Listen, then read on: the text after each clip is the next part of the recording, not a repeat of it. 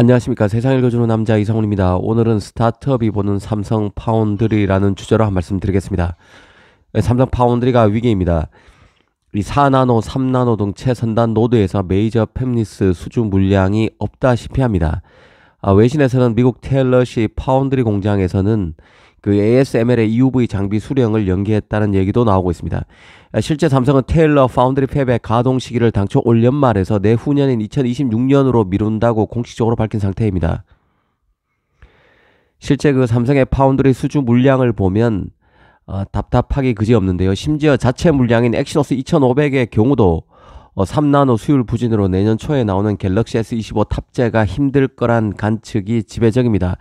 물론 아직 그 탑재 가능성이 완전히 사라진 상태는 아닙니다. 하지만 전반적인 기류만 놓고 보면 내년 초 스마트폰의 3나노 칩인 그 엑시노스 2500 탑재가 결정된다면 그 자체가 급격한 턴이라고 여겨질 만큼 현재 분위기는 최악에 가깝습니다. 그나마 퀄컴이 내년 가을에 내놓는 스냅드래곤 8 5세대 AP의 2나노, 삼성 2나노 테스트 얘기가 계속 나오고 있고, 최근 엔비디아와 TSMC 간 블랙엘 GPU를 놓고 갈등설이 불거지면서 엔비디아가 난이도가 낮은 최선단 게임용 칩부터 삼성을 활용할 수 있다는 분석이 나오는 정도가 희망적인 재료로 꼽힙니다. 그간 그 메이저 팹리스 물량에서 소외된 삼성 파운드리는 반대급부로 스타트업 물량 유치에 공을 들여왔습니다. 삼성으로서는 팹 가동률을 조금이라도 올리기 위한 어쩔 수 없는 차선책인 측면도 있지만 AI 시장 급성장을 맞아서 스타트업의 칩 설계 시도가 많아질 수밖에 없다는 측면에서 이런 시도와 성과 자체를 폄하할 필요는 없을 것으로 봅니다. 삼성은 국내에서는 리벨리온과 같은 업체를 4나노에서 땄고, 해외 스타트업 중에서는 4나노에서 텐스토렌트 그로크를 딴 데 이어서 2나노에서는 일본의 프리퍼드 네트워크스, 미국의 암바렐라 등의 칩을 따냈습니다. 국내 업체 중에 리벨리온은 삼성 입장에서는 의미가 적지 않은 칩 업체인데요. 리벨리온은 아시다시피 SK 계열사인 사피온과 합병한 업체입니다. 이 사피온은 SK 계열사인 만큼 메모리는 하이닉스, 칩 양사는 파운드리 파트너로는 TSMC를 그간 이용해 왔는데요. 사피온과 리벨리온의 합병으로 존속 회사는 리벨리온이 된다지만 합병 회사의 지분 자체는 SK그룹이 가장 많이 보유하게 됩니다.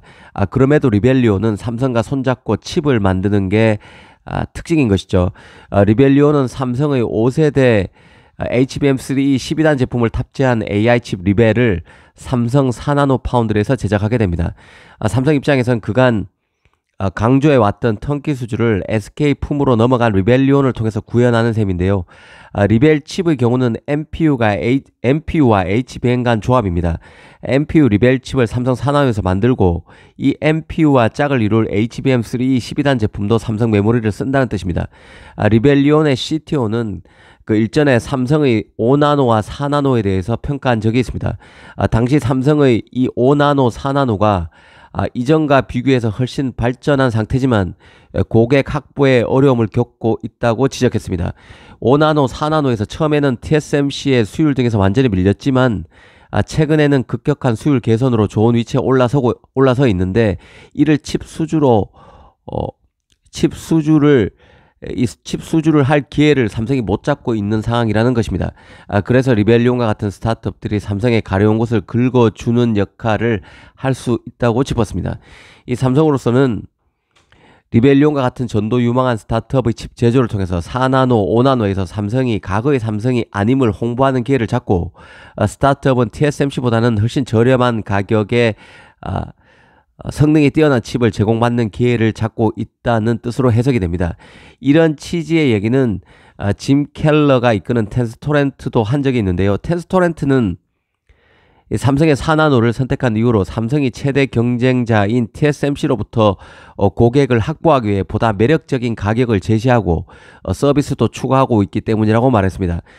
당시 삼성 3나노 대신 4나노를 선택한 이유도 곁들였었는데요. 삼성은 4나노 공정을 안정화시켰지만 이 3나노 같은 경우는 핀펫이 아니라 나노시트를 활용하는 게이트 올 어라운드 공정이기 때문에 트랜지스터 구조를 바꾼 것이죠. 수율과 신뢰성을 확보하는 데 어려움을 겪고 있다고 했습니다. 이 3나노를 통해서 칩을 설계할 수도 있지만 3나노를 활용할 경우 삼성의 낮은 수율 등으로 칩 제작 단가가 크게 올라갈 수밖에 없기에 4나노를 선택했다는 것으로 해석이 됩니다. 지금 삼성의 AP인 그 엑시노스 2500의 상황을 떠올리면 짐 켈러의 해안을 다시 한번 느낄 수 있다는 생각입니다.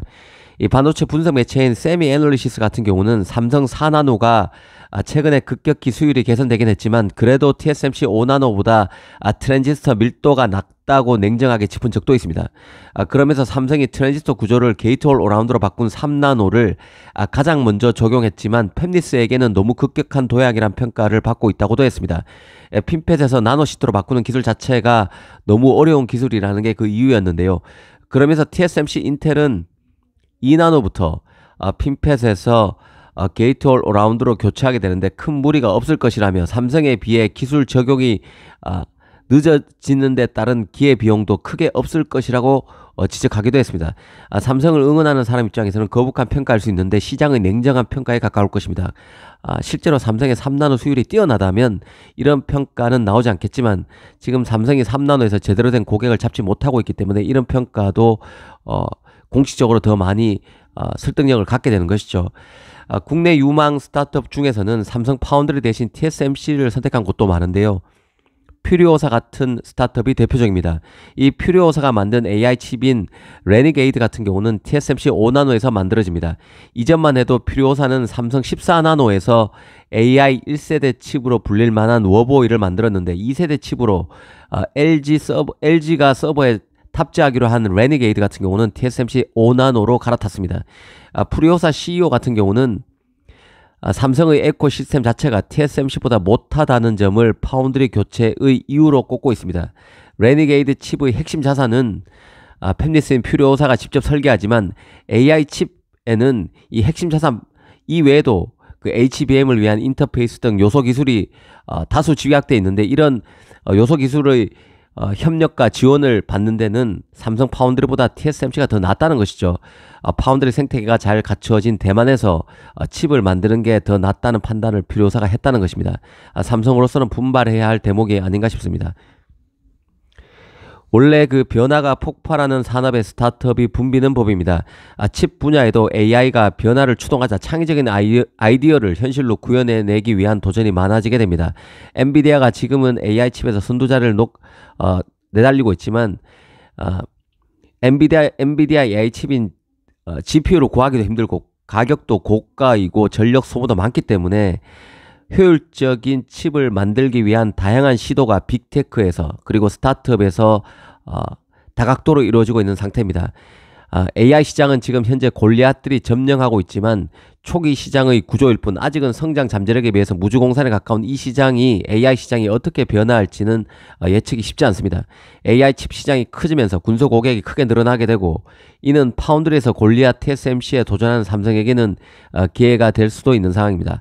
앞으로 메이저 팹리스의 물량을 따내는 것은 분명 필요한 일이지만 스타트업을 통해서 삼성 파운드리가 동반 성장하는 길도 함께 모색해야 할 것으로 봅니다. 감사합니다.